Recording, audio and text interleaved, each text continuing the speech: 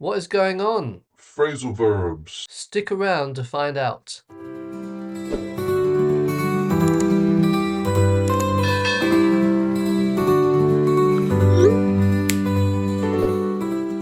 So in today's lesson, we're going to look at 10 phrasal verbs and how we can use them in everyday conversation.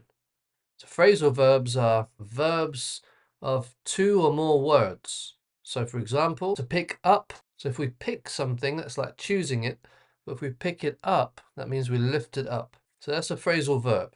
2 or more word verbs. So let's start with the 10 phrasal verbs that we're going to learn and practice those in sentences that we're going to practice. So first of all, let's say the 10 phrasal verbs. You ready? Wake up. That's when you become aware in the morning. You stop sleeping.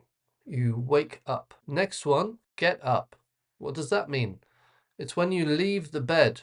You stand up. So wake up, to awake from sleep, stop sleeping, get up, get out of bed, stand up.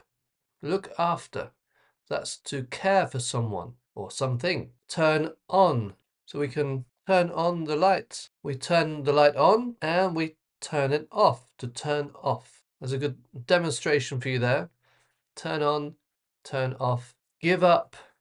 Give up is when you stop trying. If you want to win a race, but you are far behind, you give up. I'm going to stop. Try on is to put some clothes on to see if you like them or not. Try on. Pick up, we've mentioned that, to lift something up from the ground or the table. Pick up. Set up. So that's when you prepare something. You prepare a party or a team or a group. And carry on. Now that's part of a popular English phrase. Keep calm and carry on. Good. So let's think of some sentences using these phrases. Wake up. So I wake up every morning at 7 o'clock. I get up. After I wake up, I get up and make some coffee. Coffee. I look after my little sister and my bunny rabbit. Yeah, we have a channel for the bunny. It's up there somewhere. I look after my bunny rabbit. Please turn on the light. Please turn on the light. Don't forget to turn off your phone. Turn off your phone. He gave up eating sugar a month ago. So gave up is the past tense of give up. So that means he stopped eating sugar a month ago. He gave up eating sugar a month ago. I want to try on this jacket. I want to try on this jacket. She picks up her children from school. She picks up her children from school. They set up a small cafe in the town. They set up a small cafe in the town. Carry on learning British English right here. Carry on learning British English. Yeah. Speak British. So now we're going to look at a short conversation using phrasal verbs and try to spot 2 new phrasal verbs that we haven't mentioned so far. Bonus phrasal verbs. Hey Sam, did you wake up early today? Yeah, I woke up at 6, but didn't get up until past. Lucky you. I had to look after my nephew this morning. Nice of you. Did you sort out breakfast for him too? Of course. And I made sure to turn off all the lights before leaving. Good idea. I need to catch up on some housework later. Same here. Anyway, let's carry on chatting after work. So how do phrasal verbs work? How do we form them? How can we use them? Well, first of all, just to repeat, a phrasal verb is a verb made up of 2 or more words. For example, it can be a verb and a preposition, like a word that shows where something is. It can be a verb and an adverb. So the verb may mean something, but the phrasal verb that has a preposition or an adverb attached to it can mean something completely different. And there are 2 kinds of phrasal verbs. First of all, you have the separable, those that you can separate.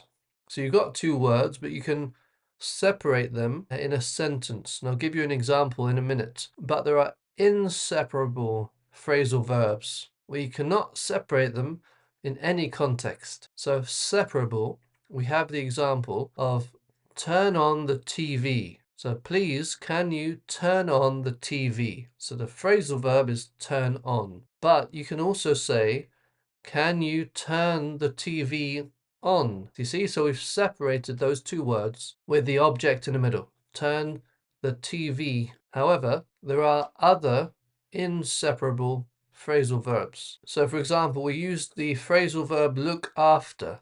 So look after your sister. But you can't say look your sister after. That is wrong. That's not English. So you have to say look after.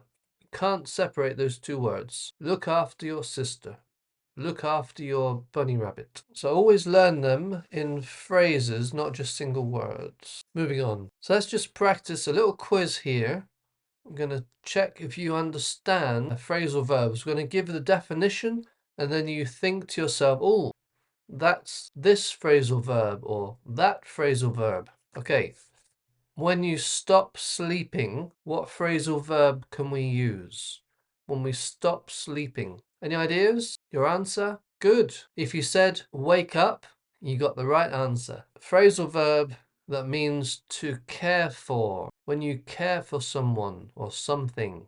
What phrasal verb means to care for? What do you think? If you said look after, you are correct. Excellent work. I want the light to appear. I want the room to be brighter, so the light. What phrasal verb goes in that sentence? Did you say turn on the light? That's the one. Which phrasal verb means to continue, not to stop, to keep moving? What phrasal verb means that we've talked about today? Carry on. Yes, you're doing really well. We've had, again, just to repeat, we've had wake up, get up, look after, turn on, turn off, give up, try on, pick up, set up, and carry on. And then the two bonus ones that we saw in the conversation. Let's do some questions. What did you give up last year? What did you give up? What did I give up last year? I gave up putting sugar in coffee. Or I gave up playing football because my leg hurts. Ow, my leg. Have you ever set up a group in WhatsApp? Yes, I set up a group in WhatsApp. Do you always try on coat or trousers before buying? Do you always try on clothes before you buy them? Yes, I do. No, I don't. Sometimes. So some good questions for you there. What time do you wake up in the morning? Who do you look after at the weekend? What do you always turn on in the morning? Have you ever given up something difficult, a bad habit? If you could, what would you like to set up? In the example we mentioned a coffee shop. I'd like to set up a football team with all people who are learning English. Do you want to be in my football team? So, well done today. We've learned all about phrasal verbs. We've seen how you make them. We've seen examples. We've listened to a conversation featuring many phrasal verbs. So what are you to do now? Look out for phrasal verbs when you read English. Listen for phrasal verbs when you're watching English television. And when you find one, make sure you understand it very well and try to use it in conversation. Don't forget, practice out loud. And if you don't practice, you don't progress. No practice, no progress. So keep going. This is a bonus lesson. This is not an official lesson in the B1 intermediate range, but see the playlist to see all those videos in the 10 lesson intermediate B1 level that we're publishing right now. Well, carry on working hard and you are going to speak British English. See you next time.